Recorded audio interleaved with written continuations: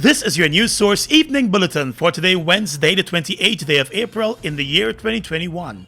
I'm Gordon Mosley. Here's what we're tracking tonight. As the probe continues into a fuel import scandal at the state-owned Guyana Oil Company, President Irfaan Ali has asked for the removal of the company director and the finance director who met with an importer seeking a supply of a large quantity of heavy fuel for the company.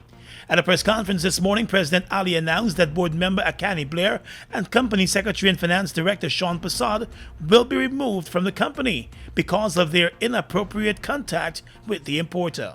The board member, Blair, and I've asked that the board member Blair be removed, and the staff, I think Sean Passad, I think. That staff will be removed because he was on probation. The two were accused of contacting the importer at his home and seeking his services to supply more than 1 million gallons of heavy fuel. The importer Jason Aaron later complained that Guyana pulled out of the deal even after the two and others from the company offered commitments. The fuel arrived in the country but with no takers. The importer has also claimed that there were attempts by some officials of the company to seek a kickback in the fuel deal. The accusations have triggered a widespread investigation at Guyana. The Auditor General's Office, the Guyana Revenue Authority, and the Guyana Energy Agency are all conducting probes. But President Ali today said no fraud was committed at Guyana. No fraud was committed because no transaction was entered into. That's the first thing. No fraud was committed because no transaction was entered into. But what is of great importance to us is to have a review of the system to ensure that the system is rigid and strong enough at every tier to deal with any potential from a company or an individual wanting to commit a fraud. The president also said the Guyana general manager was asked to proceed on leave over his performance at the company, and he chose to resign while on leave. President Ali said the former general manager will remain resigned.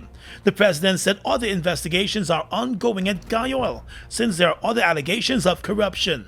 In addition to this, there is an ongoing investigation with Guyana. There's an ongoing investigation with Guyana where $300 million in fuel is being investigated with the Army, where they had great mismanagement. The Auditor General had raised that. The investigation, we have an investigation ongoing also with companies collecting fuel from the terminal, and those companies had no right to be there collecting fuel in other agency name. And these are things we inherited. And those investigations are going on. Those investigations are with the police and the Auditor General at the moment. There are several other reports in relation to Guyana that are being looked at this evening. More news coming up in just a moment. Guyana, we've been through it all. But as a people we have weathered every storm And risen to every challenge. Because it is the people of Guyana that gives it its strength. all the people, regardless of race, class or religion. we are one people, one strength. And now is our time. A time to rise. Together, we rise.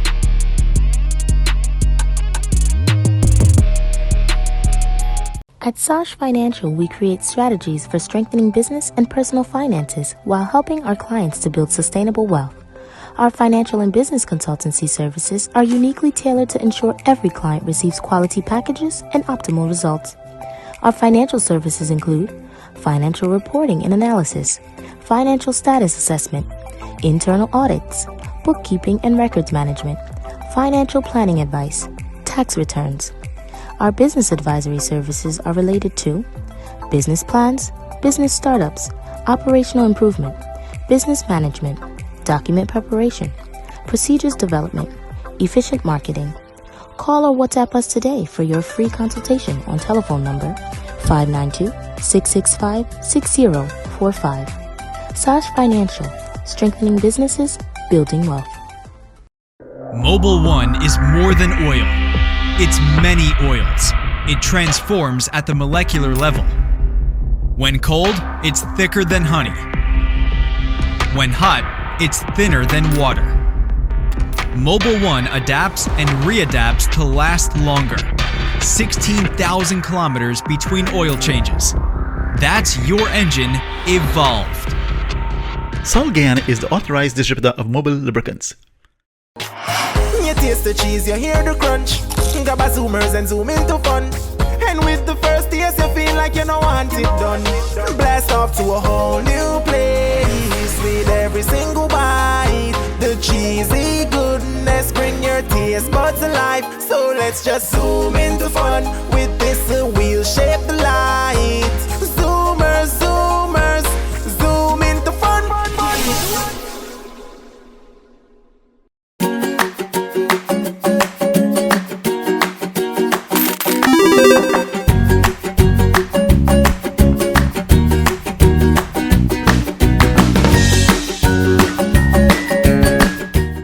We are legions of men standing strong, but never too proud to stoop and help someone. We must send a clear signal to all.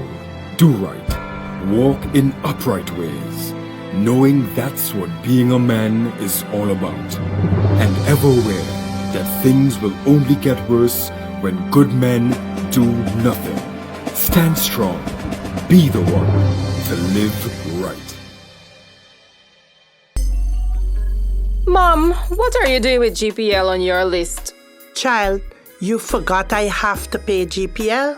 You got time with GPL. I have to keep these lights on.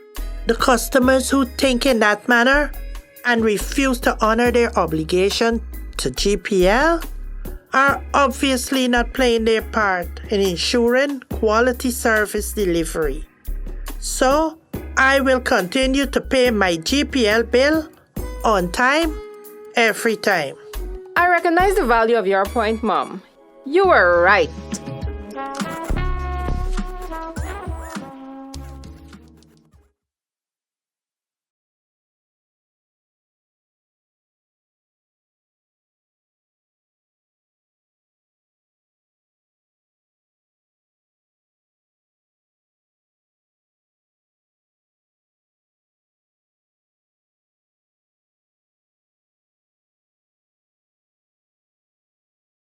With a spike in new COVID-19 cases and an increase in deaths from the virus in Guyana, President Irfanali today said while there are no plans to adjust the national curfew, there will be tougher enforcement of the national guidelines. There have been calls for the government to go back to the 6 p.m. to 6 a.m. curfew from the current 10:30 p.m. to 4 a.m. The president said consultation with the COVID-19 task force and other stakeholders has not found support for any adjustment of the curfew. However, he stated that there will be more enforcement of the COVID regulations. President Ali said the government was hoping that citizens would have been more responsible in dealing with the pandemic, but that has not been the case so far. Meanwhile, the government now intends to go after the owners of those facilities where COVID-19 breaches are taking place. The president said his government will continue to get more persons vaccinated and will seek additional vaccine shots. According to the president, while it is not mandatory for persons to get the vaccine, he hopes persons will understand the importance of getting vaccinated at this time. More than 125,000 persons have already received their first shot of the COVID-19 vaccine. While the government is still to confirm the presence of one of the fastest spreading COVID-19 variants in Guyana, it is now grappling with an increase in daily infections and deaths. In the past 24 hours, 2 more deaths and 137 new cases were recorded. The death toll has now climbed to 293. A total of 60 deaths have been recorded so far in this month of April. This evening, there are more than 80 persons hospitalized with the virus, and another 1,505 persons who tested positive are in home isolation. The Health Ministry has found itself reminding citizens daily that the COVID-19 guidelines are still in place and will likely be in place for a long time unless the country curbs the spread of the virus. The Health Minister today said persons need to wear their mask and practice all other safety guidelines to protect themselves.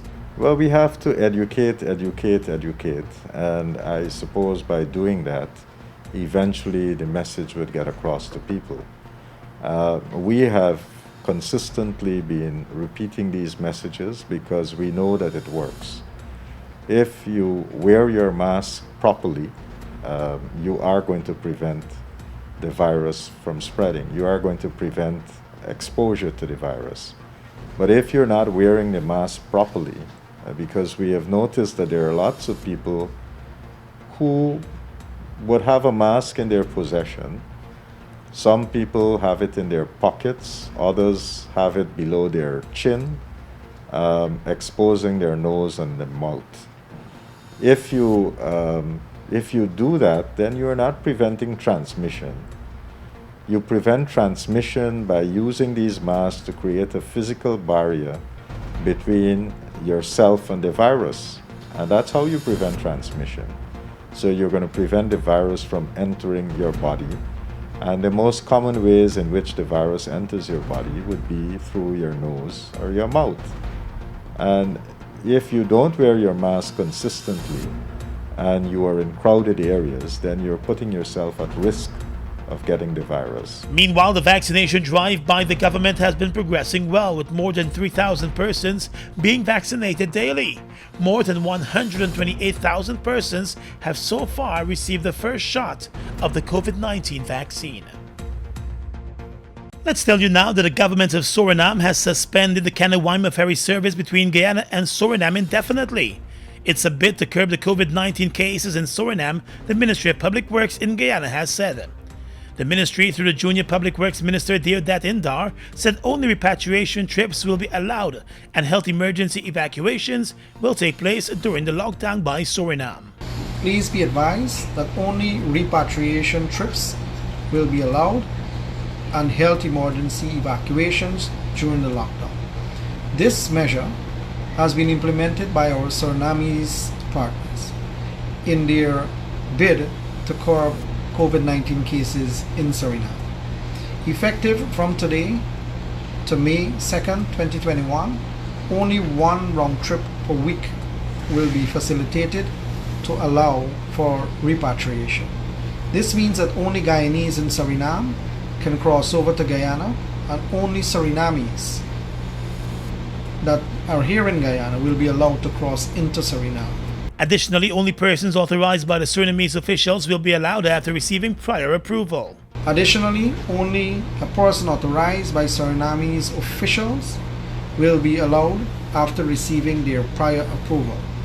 No international incoming or outgoing travel will be allowed during the weekends in Suriname due to the lockdown in Suriname.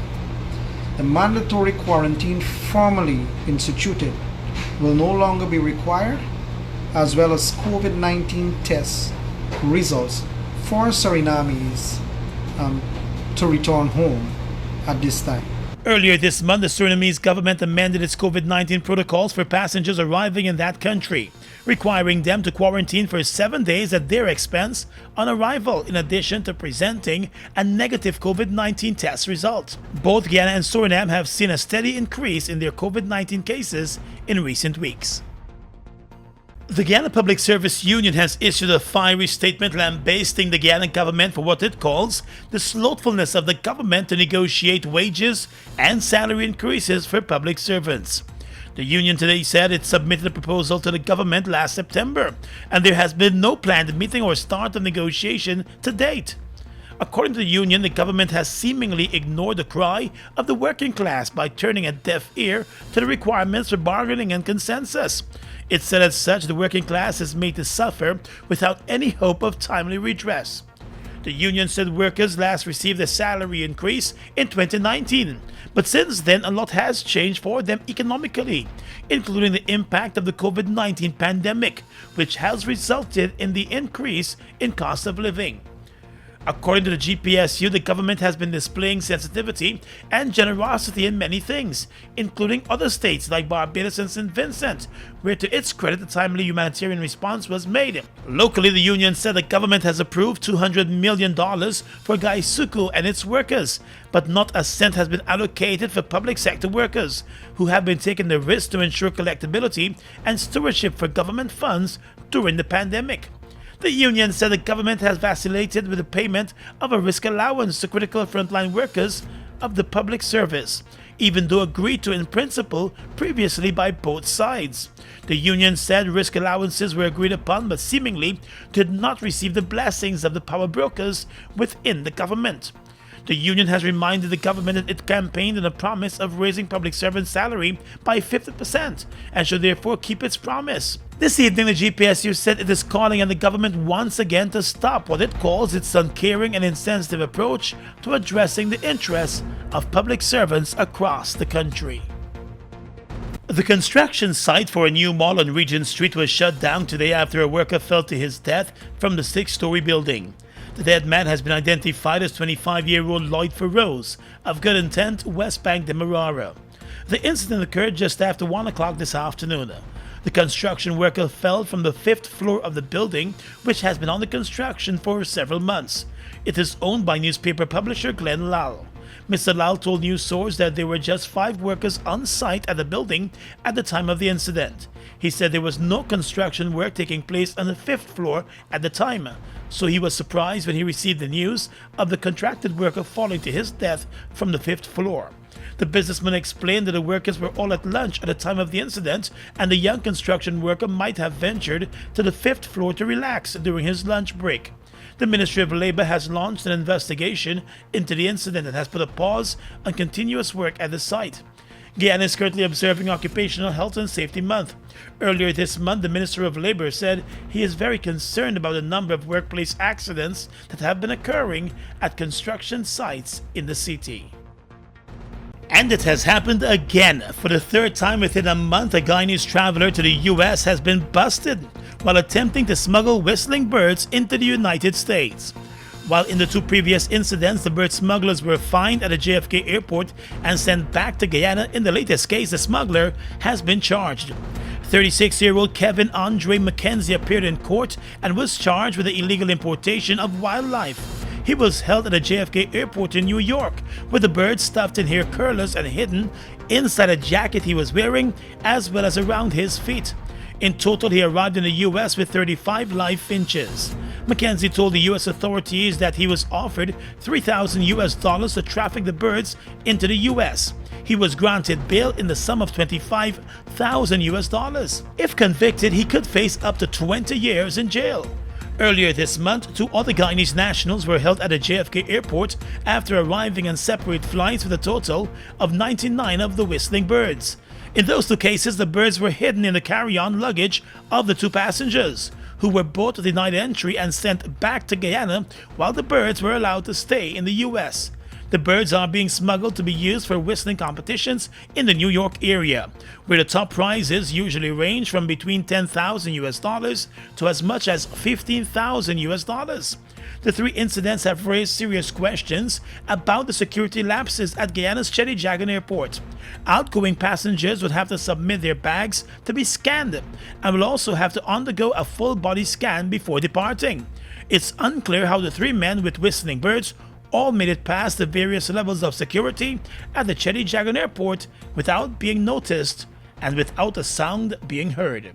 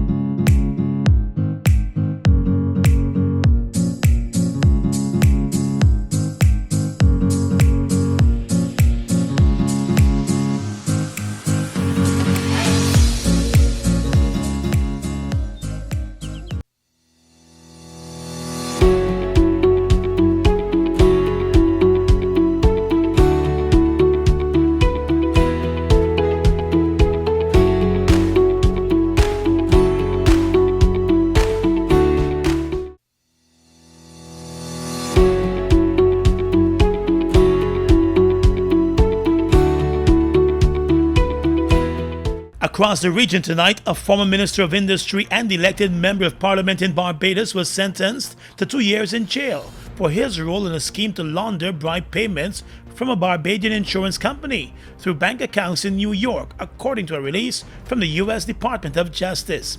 55-year-old Donville Innes, a U.S. permanent resident who resided in Tampa, Florida and Barbados, was convicted by a federal jury on 2 counts of money laundering and 1 count of conspiracy to commit money laundering on the 16th of January 2020.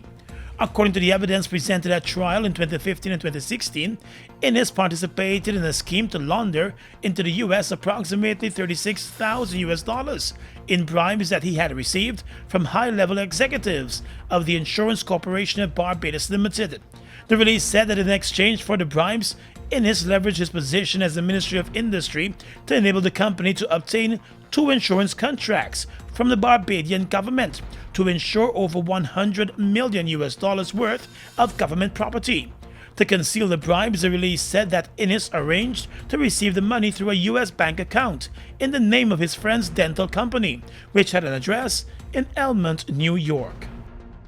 2 more bodies from Venezuela's Delta Amacuro boat wreck have surfaced, bringing to 8 the number of people confirmed dead. Venezuelan media reported yesterday that except for the 7 passengers who were rescued by a commercial ship operating in the area last Thursday, there have been no further survivors. As the days go by, the chances of anyone else being found alive grow slim. The Venezuelan media has reported that 8 deaths were confirmed by officials of the Venezuelan government.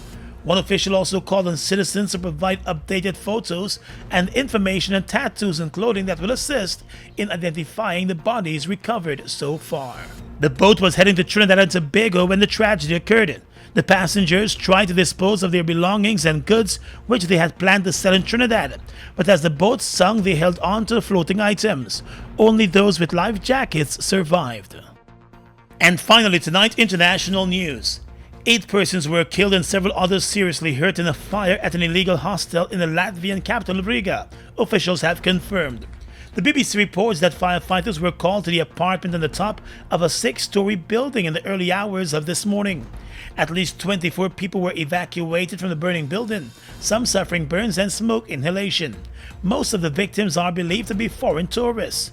The mayor of the city said the apartment, located near the main railway station, was within a state building and did not have permission from the authorities to be used as a hostel. And that's your News Source Evening Bulletin for tonight. I'm Gordon Mosley reporting and encouraging you to stay safe.